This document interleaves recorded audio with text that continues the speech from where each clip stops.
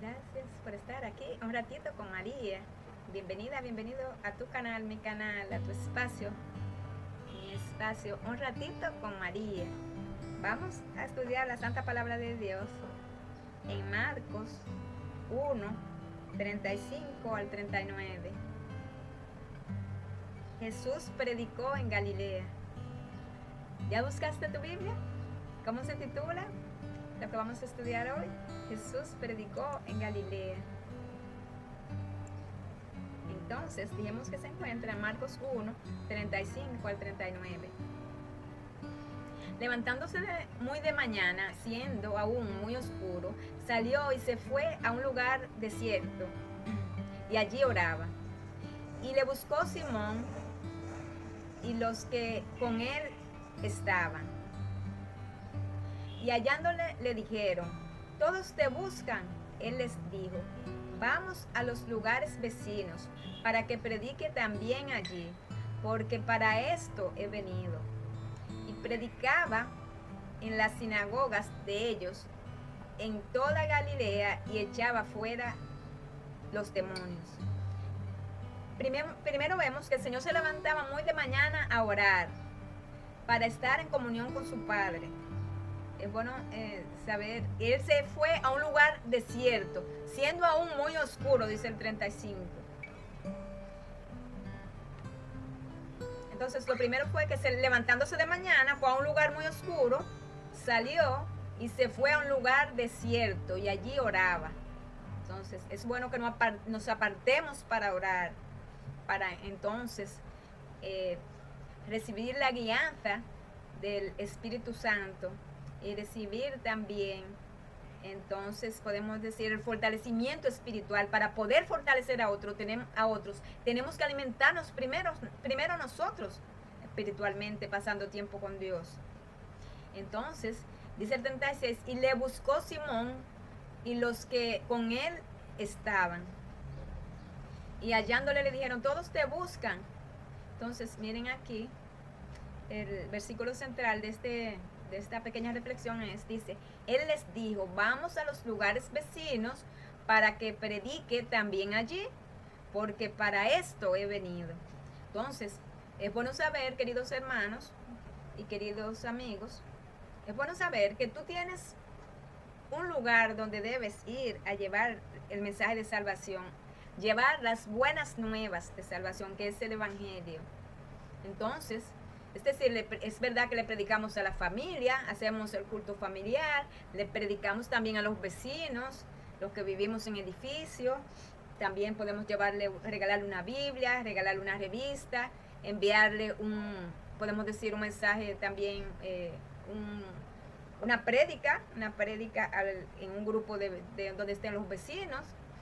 Entonces, igual tenemos entonces que ir también a otros lugares a predicar, que nos son asignados, como los amigos, los compañeros de trabajo, los compañeros de estudio.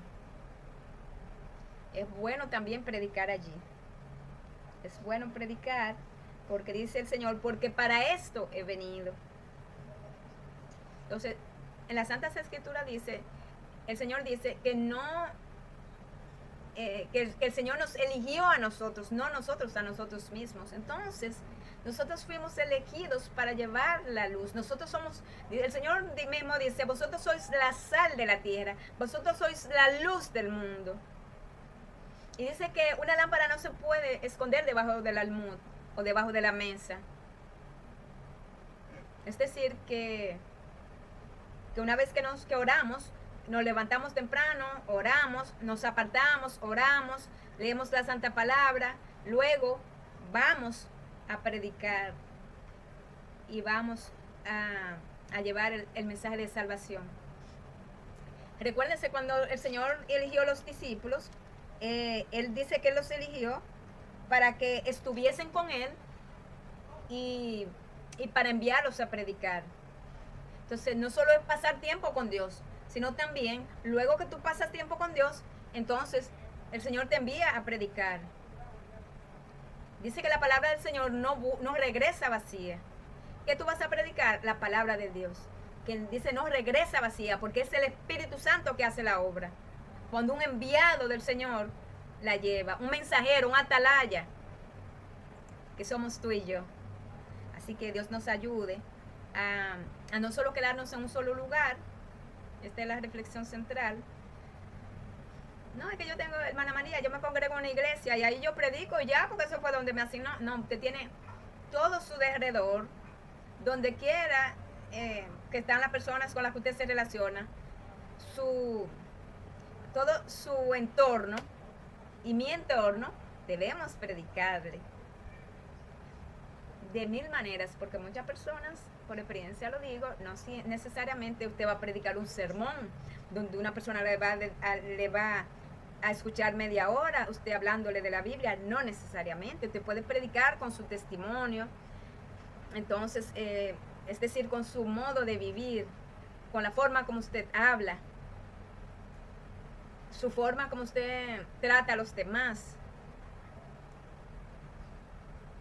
También por medio de obras de bien, donde le hacemos el bien.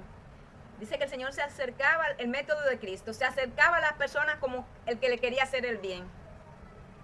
Mostraba simpatía por ellos. Se hacía amigo de ellos. Y entonces, después de todo esto, de mostrarle simpatía, de hacerle el bien, entonces después le decía, ven y sígueme. Entonces, porque muchas veces predicamos sin abrir la boca también. Porque a un hambriento usted no puede ir a llevar un sermón, hermanos amados. Vamos a ponernos en los zapatos del hambriento. Usted va donde un hambriento, usted tiene que llevarle una funda de pan y un poco de jugo. A un hambriento usted va y le lleva un poco de dinero. A un hambriento usted puede llevarle amor, sonriéndole también, primero, pero debe llevarle de comer. Después que usted le sacia su hambre física, entonces él va a tener fuerza para saciar y también va a tener la paciencia para saciar su hambre espiritual y su necesidad espiritual.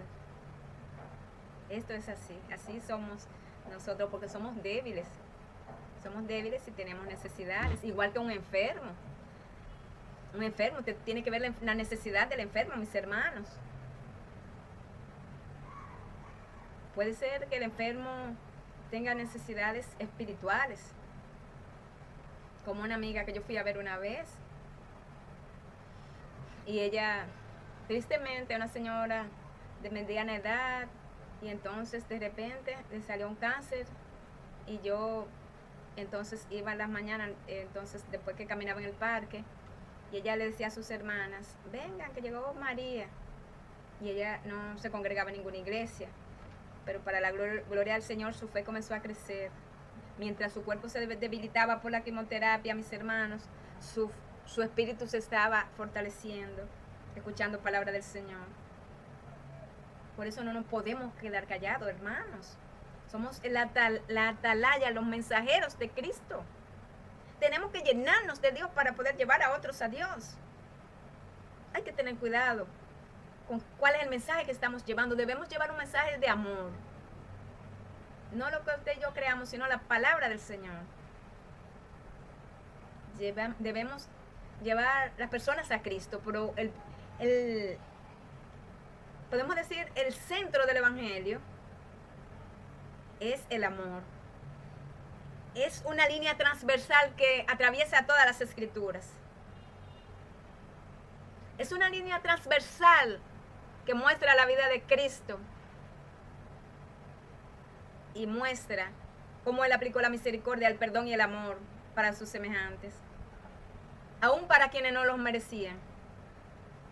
Personas perversas que le deseaban el mal y querían entramparle, querían matarlo, y Él tenía misericordia.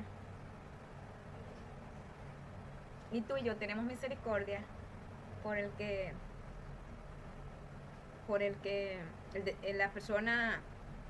las personas depende de quién sea para yo aplicar la misericordia. Fíjense que dice que el Señor es nuestro maestro y que el discípulo imita al maestro. Nosotros somos los discípulos de Jesús. Debemos imitar al maestro. ¿Cómo hacía hermana María que yo debo imitar al Señor? Claro, porque el Señor entonces aplicó la misericordia, dijimos, y el perdón para todos. Y entonces, y que Él no dijo, no, es que te no merece, mira, mira cómo me quiere apedrear. Fíjense que aún en la cruz Él dijo, Padre, perdónalos, porque no saben lo que están haciendo, no saben que al Hijo de Dios que están crucificando. Perdónalo, Padre, porque no saben lo que están haciendo. Aún herido, con su cuerpo lacerado, con su garganta muy seca, ya al borde de la muerte, una de sus últimas palabras fueron de perdón y de amor. Sintamos amor y perdón por nuestro prójimo, aun quienes nos desean el mal. Esto nos enseñó nuestro maestro, nos enseñó un evangelio de amor, un evangelio de misericordia. Porque las palabras por sí mismas pueden ser huecas. Las palabras toman sentido en la medida que las creemos y las practicamos. Cuando decimos de llevarle un pan al hambriento, incluyendo una viuda, hermanos, la viuda y los huérfanos. Hoy en día las madres solteras, ¿cuántas madres solteras hay en los hogares hoy en día, hermanos y hermanas? Hay miles, hay millones. En aquellos tiempos habían tantas viudas porque los hombres iban a la guerra y entonces muchas veces morían, no regresaban a la casa. Y el Señor hablaba de cuidar las viudas y los huérfanos. Pero hoy en día nosotros tenemos tantas madres solteras que muchas veces están en nuestro vecindario y tenemos tantos niños también necesitados. Tenemos que aplicarle la misericordia. Dijimos que las palabras por sí mismas son huecas si nosotros no la hacemos, no le damos vida. ¿Y cómo le damos vida? En nuestra vida. ¿Cómo le damos sentido a la palabra? Siendo hacedores de la palabra, es decir, practicando lo que dice la palabra de Dios. ¿Y cómo yo soy hacedora de la palabra de Dios, hermana María? Yo no entiendo lo que usted me está diciendo. Claro que sí, mis hermanos. Somos hacedores de la palabra de Dios en la medida que si el Señor me dice que perdone una ofensa, puede ser que por difícil que sea la situación podemos decir, la agresión que me han hecho, entonces nosotros, Dios puede, si tú le pides, porque a mí me ha pasado, si tú le pides oración al Señor, Él te pone el perdón y te pone amor para esa persona que te agredió. Entonces Dios nos ayuda a ser hacedores de la palabra del Señor. Entonces, ¿cómo yo también puedo ser hacedora de la palabra de Dios? Lo hemos dicho, siendo cristianos prácticos, mis hermanos.